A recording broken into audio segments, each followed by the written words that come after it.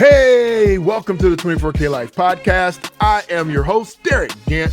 Listen, we need you right out of the gate to like, share, and subscribe to the podcast. We are working so hard. You see how much emphasis I put on hard? So hard to bring you amazing people that will help you elevate your life, to make life a little easier, but better, right? We're taught that if it's easy, it can't be good. But you know what? You are far enough along in life that you deserve a little easier, and you definitely deserve a little better. So like, share, and subscribe. Now, I'm bringing you this brilliant woman who is a confluence of menageries. That's the best way I can put it. A confluence of menageries. She is, or let me say she was, in the Canadian Air Force. Right then and there, you're like, I'm good, Derick. We don't need to listen to anybody who was in Canadian Air Force. What is she going to tell us? But she also owned a fitness studio. She also is a mindset coach. She also is a speaker, and she just sets the world on fire.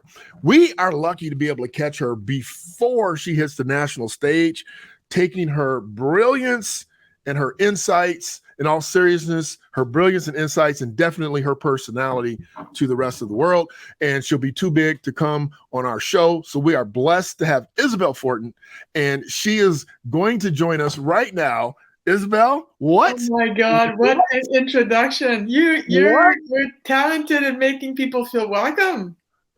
Isabelle, you are not going to be here for long. We're going to have to beg you. Remember when you did our podcast? Please come back and give us an update. But while we have you, we feel blessed and lucky to do that. So why don't you tell us, just right out of the gate, tell us, I'm confused. You, for those of you that are just listening on our podcast, maybe you're on Spotify or Apple. She has purple hair. She loves purple. She has a board behind her with a confluence, again, of words that say amazing things like you are charming, you are worthy, you are amazing. She does not appear to be from the Canadian Air Force. So I am just sharing with you, for those of you, you should go check out the YouTube so that you can see what I'm talking about, because you need all your senses now to check Isabelle out. So Isabelle, tell us how you started. How did you get to the Canadian Air Force? Because you do not appear to be a Canadian Air Force type person. Well, that's a great question. Because being in the military was the family business. Both my parents served. Yeah. And that's actually how they met.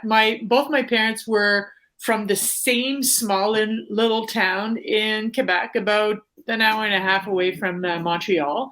And they met in Baden, Germany. And they got married and had my sister there, and then moved back to Canada. And my dad became an English teacher, and my mom became the first male woman, well, not male man, obviously, in Canada. She was the very, very first one. So, are you serious? She was the first male courier. We'll say male courier. Yeah, that's better. M-A-I-L, not M-A-L-E. The first male courier in Canada. Are you serious? That's right. I was 4, so that was in 1975 that she became the first female mail carrier in the entire country. Yeah. So wow. That's where I come from. So right out of high school, my like both my parents had served, and at the time when I finished high school, I'm the youngest of 3, and my brother was already an Air Force pilot. So for me, there was no question. There was no, you just joined the military, and that was the path that you followed. And it took me a long time to figure out that it wasn't the right path for me. And it was appealing. It was very appealing to my sense of duty and my sense of working in a community and having a bigger and purpose to serve, right? Mm-hmm. Right. So it was very appealing to me, and that's why I joined. It's just, it wasn't giving me room to be creative and for initiative and and to fully be myself. But it was hard. Leaving the military was hard for me. And that transition to civilian life was hard too, because there is no greater sense of community than serving your country. You literally trust your coworkers with your life. Right. So, and the sense of belonging is out of this world. Everywhere you go, you belong to a group. Right. So that was hard. My transition to civilian life was very difficult, but it was necessary. I get that. And I understand the community as well. As close as I could get to that is, I was a college football player, and there's 100 guys on the football team, and trainers and coaches and assistants and secretaries. And, we were a family, and I could not wait to get back to all that pain and punishment every summer to be with my extended family. And I would honestly say that as a more self-centered individual than you, that was the level of community I was willing to risk my life for. Yeah. But for you, I get it. And I can only imagine that the pride, even domestically in the United States with 9/11, we all came together and kumbaya for a little while. And that was very special. And we all had one purpose and one mission at that time. It didn't last long, but as long as it lasted, it was really cool. It was really good. I got a sense of what you're saying. But tell us tell us what you transitioned into from the military into civilian life. So that was a long process for me. Well, the first thing is I needed a job. It was as boring as that. Well, and that's what I mean. What job did you do? Oh, I worked, holy goodness. I worked, my first civilian job was for household finance. Okay. As CSR and a customer service rep. And I lasted 5 months. Every night I'd come home and I'd cry myself to sleep going, this cannot be my life. And then I worked for a packaging company, and then I grew within that packaging company, and then a competitor came to get me. And I just built kind of in the packaging industry for a little bit until a friend of mine, I used to sing in a classical music choir. See what I mean about the Airforce? Yeah, I'm really an enigma. Now. So I started singing while I was in the military, and I kept on. I did that for about a decade. And a friend of mine in the choir, she hated her career, and she wanted to become a massage therapist. And as a rule, Derick, my motto is, if I have no good reason to say no, then I say yes. Okay. So she invited me, she begged me more like, to accompany her to a introduction to Swedish massage weekend, because she really didn't want to go alone. I said, well, I had no reason to say no. So I said yes, and I went. And at the end of the second day, the teacher was so passionate, and she was fun, and she was interesting, and I couldn't get enough of what she knew. So I went to see her to thank her at the end of the weekend. And she said, Isabelle, you're actually quite good at this. And I thought, oh, okay. I said, well, then, what would be the next logical step? And she said, well, the next logical step is a 200-hour program to become a massage therapist. And I thought, well, it's, weekends, and I'm okay. So I started doing that. Mm-hmm.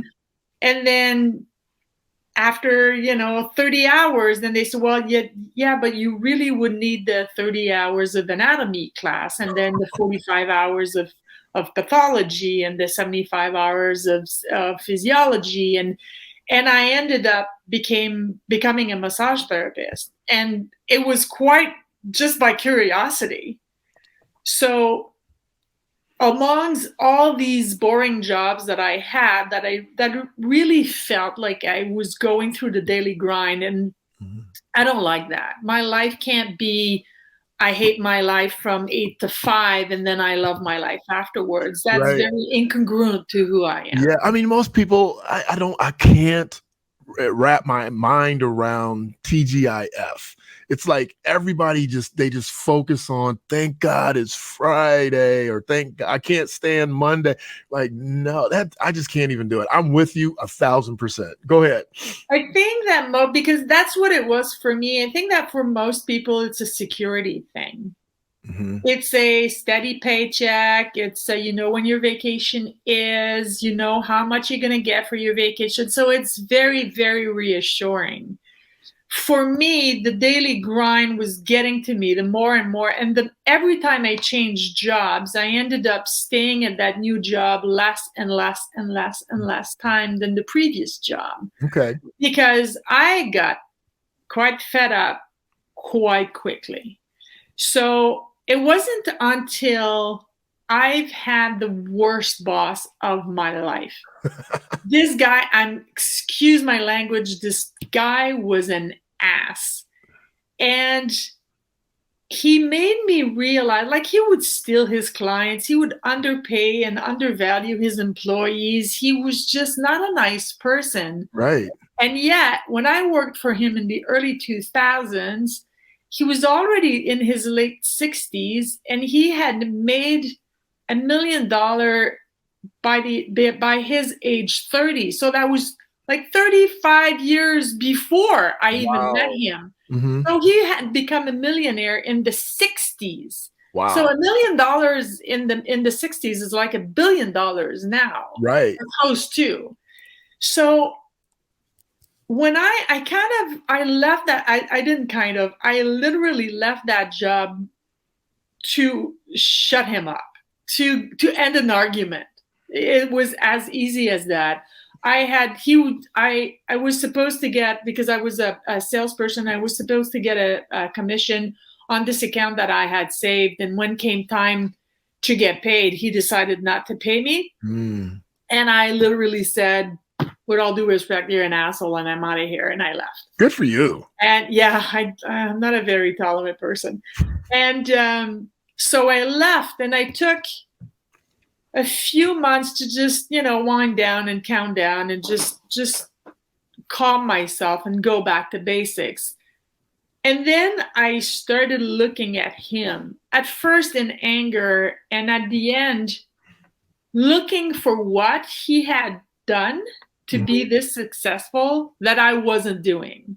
Okay. So using him as a teaching tool. And the two things that he had that I had not developed as of that point was he had a wonderful talent on being surrounded by people who believed in him. Okay. And were willing to do the daily grind for him. Mm-hmm. He was very charismatic. And the second thing is he wasn't afraid to fail. Wow. Those are two really good things, but I got to ask about the first one. The first one, it's hard for me to imagine getting people to follow me if I'm an ass and I cheat and I steal.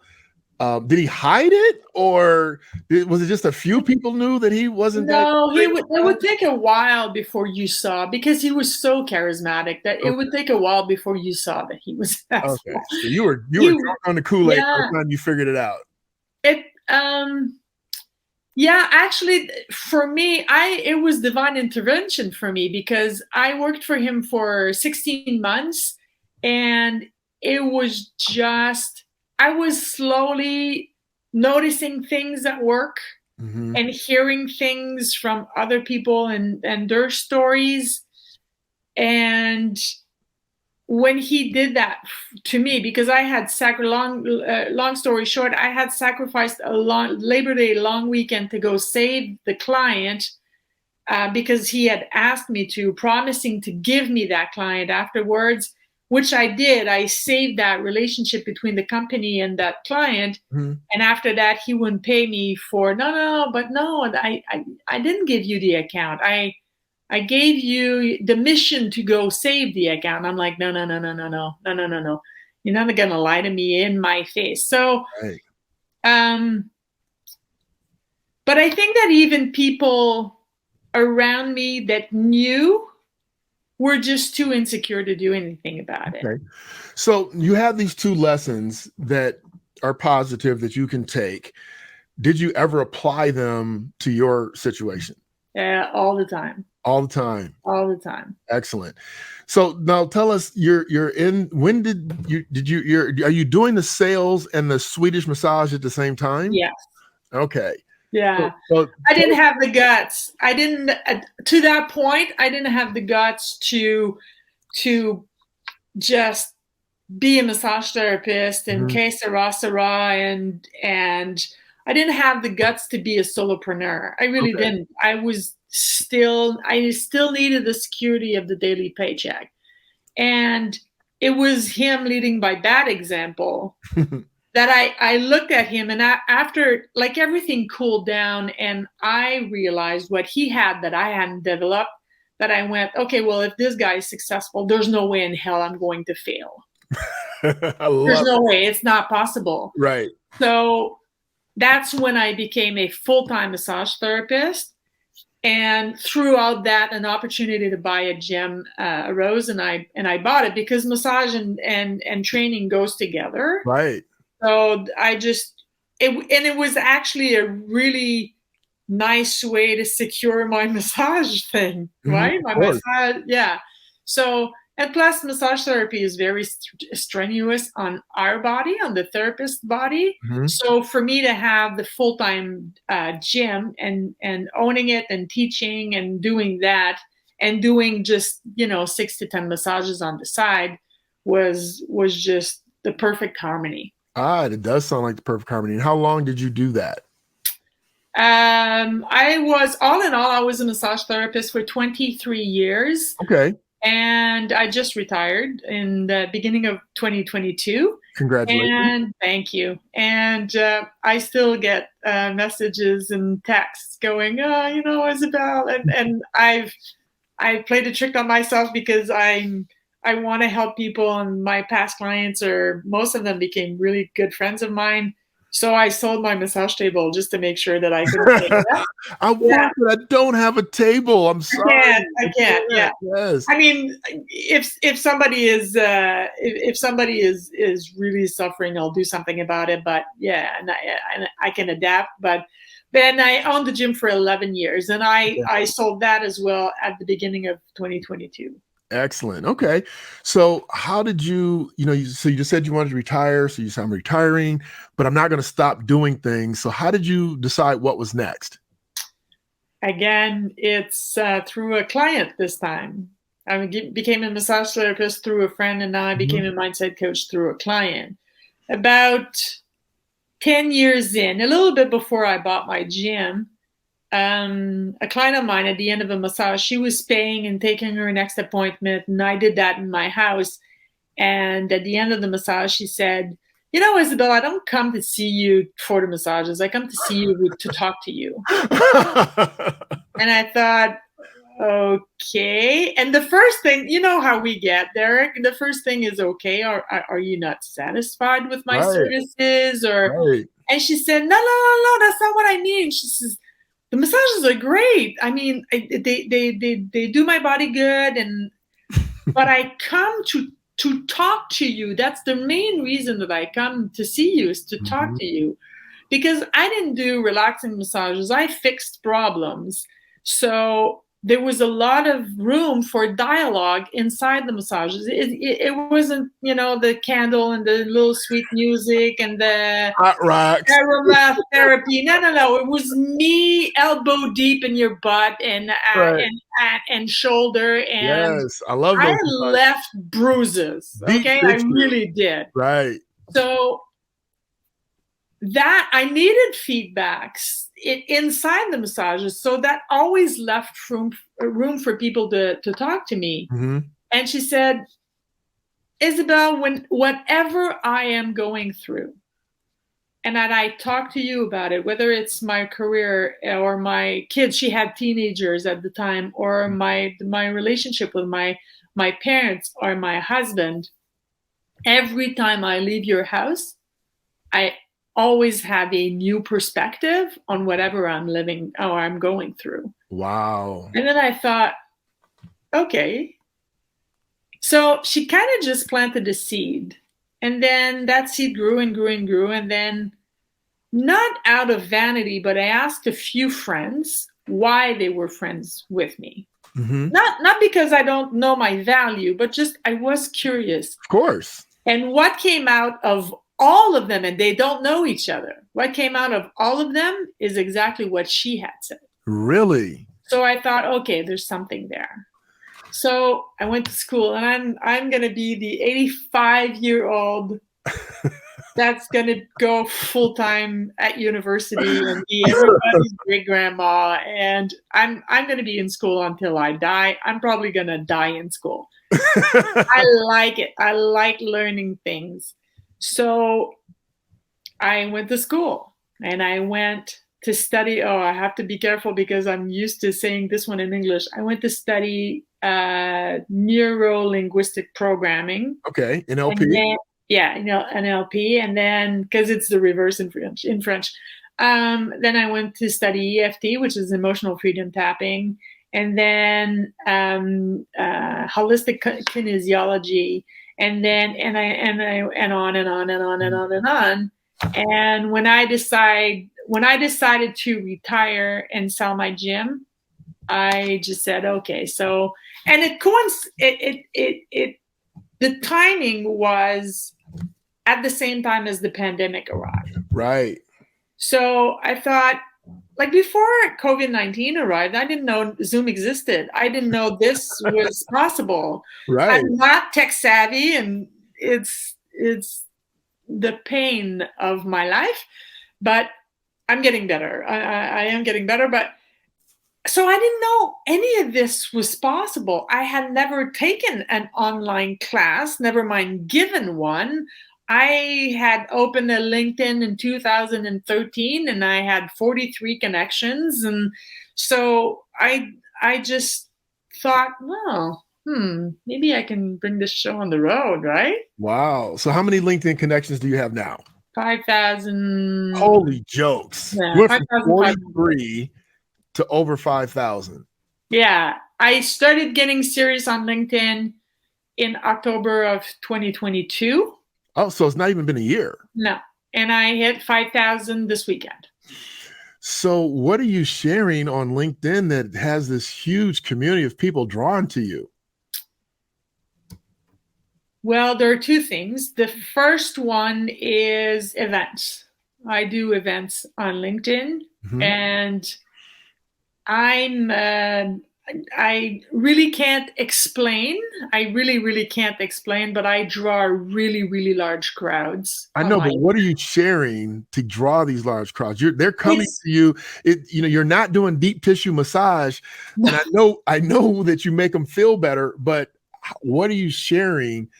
That draws these huge crowds. I talk about growth mindset. Growth mindset. Yeah, that's all I've done. I don't know how many events on LinkedIn now, and all I do is talk about growth mindset. How to overcome fear, how to overcome self-doubt, how to redefine what contributes a mistake. That's all I talk about is growth mindset. Wow. And so what's your take on that? Is your take that there are tons of people that are hurting or uncomfortable or doubtful or fearful? You've just started really being serious on LinkedIn. You said in October of last year, and we still have ways to go to hit October. So it's not even been 12 months and you're drawing these huge crowds. So what's your take on that? What are people asking and saying and doing? People are hurting. People are hurting. People are hurting. People doubt themselves. People don't believe that they are worthy. People don't know their worth. They don't know who they are, first of all. I think that in order to be authentic, it's a buzzword, be you. I'm sitting here and I'm going, man, I got to ask her about this because authenticity is just thrown around like toilet paper. Yes. And you're sitting here saying people don't know who they are, but this is just a buzzword of buzzwords. And I was going to ask you, explain this to me, because I have my own theories, but I'm not a mindset growth coach like you. So I'm glad we have the expert on to talk to us about this. Be authentic and why people are still struggling so much. Because they buy into the recipe. People, most, not all, thank God, most buy into the recipe and the limiting beliefs of their parents and their community and their families, and they follow the recipe. They go to school and they marry the next door neighbor, not because they're passionate about him or her, just because she's a nice girl or he's a nice guy and mom really loves her. And then they go to school and they get married and they have 1.7 kids and they buy a house in the suburbs and they grow, they climb the corporate ladder, and they never ask themselves, yes, but is this right for me? And I did that. That's why I know. Okay. Because out of high school, I didn't question myself. What the hell am I going to do when I grow up? I joined the military because that's what you did. Right. And the only person that hadn't in my family was my sister. But my sister is very bohemian and she didn't know what the hell she would do in the military. And she dared to be who she was to begin with. Right. And she went to France and she went to live in California, and at the beginning, like long time ago, I mean, we're 6 years apart. So when she just followed her path, I thought she was weird. I really did. I thought, my goodness, because I felt constraint to following that line, right? So, which is really weird because you are the youngest. You said you're youngest, correct? I am. And usually the youngest is the one that's a free bird that just kind of flows, and the older kids are the ones that toe the line and join the family business. But that was cool that she just did what she thought. She's a bohemian. I love that. I'm going to say that to my son. He's just a bohemian. He's going to follow the beat of his own drum, no matter where the drum is. She's still like that. Is she? Yeah. So she's still like that. It's just, I think for her, it was not that I want to speak about her truth, but I think that for her it was just survival. Okay. Because when my mom passed away, I was 5. She was 11, and she was asked to become the lady of the house, right? So much responsibility at such a young age, and responsibility she shouldn't have gotten in the first place. So for her, I think she just needed to free herself from all of it, and said, you know what? The only way I'm going to be who I am is by leaving. Gotcha. And that built her entire rest of her identity, because she left the house. She was 16. Whoa. Yeah. Wow. All right. Well, let's circle back. Sure. So authenticity. I'm talking about the recipe. So authenticity in today's modern terms sounds like it means I should be who people think I should be. So I'm authentically being who people think I should be versus being authentically who I am. Because if people were really being authentic, then you wouldn't be drawing these huge ass crowds. So even though people are throwing this stuff around, they're still drinking the Kool-Aid. I like to call it drinking the Kool-Aid. They're still following the script. They're still following the recipe, as you say. Very much drinking the Kool-Aid. Okay. So what do you are you helping people? I know this is a bad question, but how are you helping people? Because they're coming to your events, they're coming to your lives, they're following you. I mean, you go from 43 to over 5,000 and you're holding these large events. I mean, how many people on average do you get at an event? The last event, 2,050. So I need to come study under your tutelage. Right? I mean, I might get 400 people after it's said and done and there's replays. So that is awesome. My last event with the replay, we're at 3,500. That is excellent. So I'm going to flash up your contact information for those that are just listening. Thank you. It's Izzy Fortin, IZZFORTIN.com. And that's /discovery/booking. So you can book an appointment. So what should someone expect when they book an appointment with you? A lot of questions. A lot of questions. Yeah. So you're going to grill them. Well, no, not necessarily, but see, here's my theory on this is the reason people don't know who they are is because they keep asking themselves the same questions. Okay. If you want to learn something about yourself, you need to answer questions you don't have the answers to. So it's not about the answer, it's about the right questions.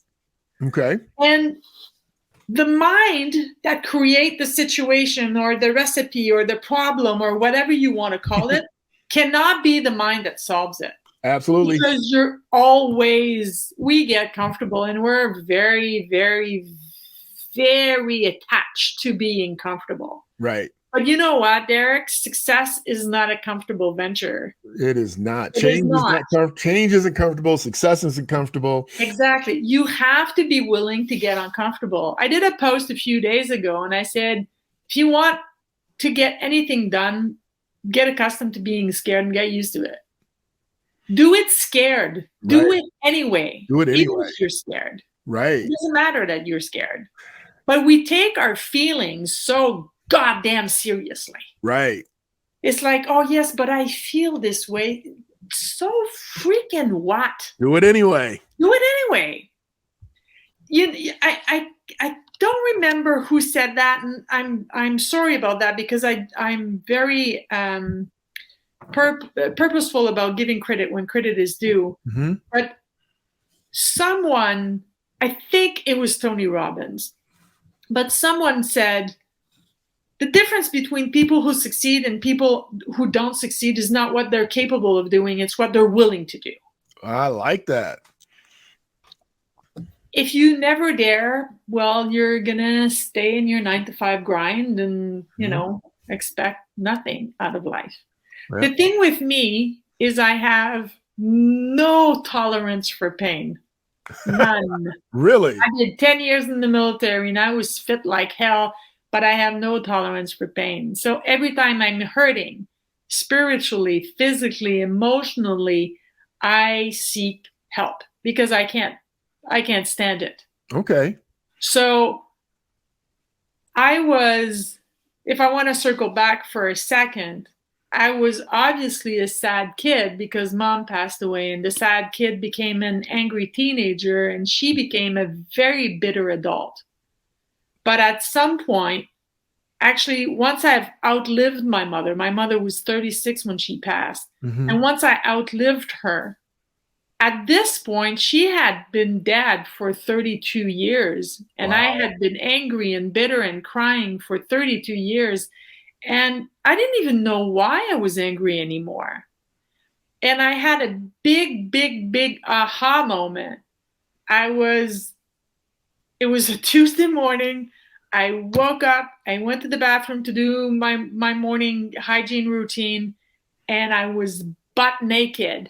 And I looked at myself in the mirror. And for the first time in my life, Derick, I looked at myself in the eyes because we don't do that. We look, wow. Is my hair straight? Oh, geez, I have a new wrinkle. And do I have spinach in my teeth? We don't look at ourselves in the mirror. Right. And I looked at myself and I said out loud, either kill myself today or I choose a better way to live. Because I could not live like this anymore. Wow. I couldn't. Life is not supposed to be a punishment. Right. But this is the tipping point because this is when I realized that I was punishing myself. Nobody else was punishing myself. I was angry at my dad for remarrying and being happy. And I didn't understand why my sister and my brother didn't live their entire identity in pain. Because for me, up to that moment, not being sad all the time was a betrayal to my mother's life. Oh, wow. Well, it wasn't. They were just living their lives. Right. So that's when I started living my life and said, Wow. you know what? Like me, don't like me. It's got nothing to do with me anyway. Perfect sentiment for sure. So I'm going to dare. I'm going to be who I am. If you don't like me, that's okay. Just walk out.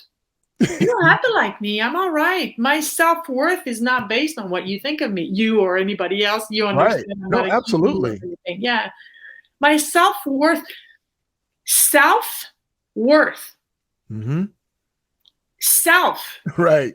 It's not about what anybody in the world, the other 8 billion of us, that what they think about me. It's what I think about me. That's what self-worth is. Well, But people take other people's opinions way too seriously, mm-hmm. and they make it, well, yes, but if I do that, I'm going to piss off this person. And if I do that, I'm going to piss off this person. And yes, but mom wanted me to be a doctor. And dad was really keen on, me marrying before I was 25. Right. And my older brother has this kind of car, so I have to beat him. And nonsense. Misery. Load of crap. Load of crap. There you go. Well, tell us about the book. The book I'm writing? Yes, the book you're writing, the book that you are bringing to the world. Okay, well, the book I'm writing is called Mind Your Own Business.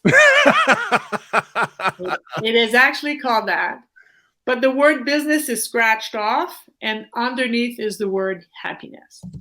And there are two reasons. Own happiness. I love it. And there are two reasons I named that book this way. The first one is, if you want to be happy, stop taking other people's lives seriously and stop, for the love of God, taking other people's lives personally. It is not about you. It's about them. Right. It's the same thing if you give a speech. It's not about how well you perform. It's about what they need to hear from you. So that's the first reason. And the second reason is because you're responsible for your life. So you're responsible for your happiness. Happiness is self-made. Happiness is self-made. That's it. Wow. There's a French dessert. I don't know if it exists in the US, but in Quebec it is called du sucre à la crème. So that's cream with sugar. That's literally sucre is sugar and cream is crème. Yeah. Crème is cream. Yeah, we call that a Snickers bar. Okay, I didn't know that. I'm joking. It was a joke. Oh, I didn't know. I didn't know. No, I'm just teasing. Anyway, so it's literally 35% cream that you mix with a bowl, and you add brown sugar. Okay. And the texture is so creamy and so divinely delicious. It just melts in your mouth, right? Okay. So there's a saying in French that happiness is like du sucre à la crème. If you want some, make it. There you go. I love it. I'm going to try to make some. I'll send you a recipe. I was going to Google it, but send me a recipe. I'm going to try. I will. My grandmother had the best recipe. I love it. I'm going to try. You need maple syrup. All right. Well, you have to send me the recipe. I'll videotape myself making it and trying it, and then quoting you on it. And then we'll put that out there. Wonderful. So the last thing I want to ask you about is, the message that you share, and obviously mind your own business, crossed out with happiness, is your message. Do you speak on stages and in front of groups and for companies about these things? As often as I could. Amen and amen. I love it. Yeah, as much as I can. I'm that on stage is where I live. That's where you live. That's where I live. That's where you thrive. I do the one-on-one coaching, and of course, and I like it because it allows me to create better content as well. Right. And it feeds me because we need human connection, right? Absolutely. So, but on stage is where I live. All right. With that, Izzy, I am so happy to have interviewed you, and we'll be right back. You heard it. I keep saying that, right? You heard it. And if you didn't hear it, you know how I roll. I'm going to recap it for you. Did you hear what she said? Her mother passed away at a young age, and she was left with bitterness, with strife, until she had her own personal aha moment and declared her own happiness. Each and every one of us have to declare our own happiness. Did you also hear her say this, her pain tolerance? Now, it's not normal for most women to say that. Most women have this immense amount of pain tolerance, but forget that part. The part that touched me so deeply was that she said, at the moment I have pain, mentally, spiritually, physically, financially, I go get help. There is no shame in getting help. So reach out and get the help that you need, but you have to identify what your problem is. And you have to understand that it's not a problem. It's a problem when you don't go get help. So I hope you take her lead on that. Did you also notice how many transitions she went through from military to civilian life to find her joy?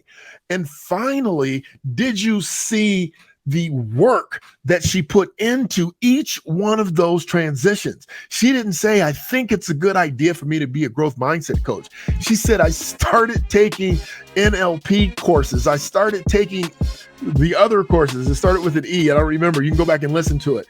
But she went and did the work. She put in the hours upon hours for massage therapy, the Swedish massage, and then 30 more hours beyond. So you know what? If you want to be great, you have to do the work. You just can't say it. You got to be it. If you want to be it, you have to do it. In order to do it, you have to follow the plan. Whose plan? Your plan.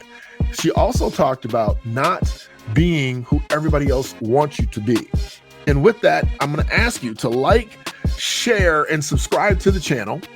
When you share this with someone in your circle, you also contribute to changing the pathway, the direction, and the trajectory of their life. I'm Derick Gant. I want you to be your best, bring your best, leave nothing to chance.